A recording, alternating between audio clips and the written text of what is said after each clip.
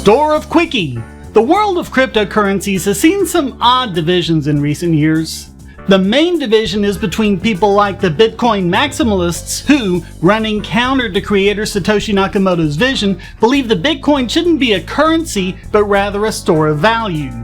Others, like the people behind Bitcoin Cash and Dash, believe in Satoshi's vision of it being digital cash, useful for everyday small payments. Here's the problem with the first group. Bitcoin can't be a store of value if it doesn't have value. And the way cryptocurrencies gain their value is by having utility for consumers, not from whales trading it back and forth with each other. But how can it function as cash, as the second group wants, if, unlike gold, it doesn't have value independent of its function as money?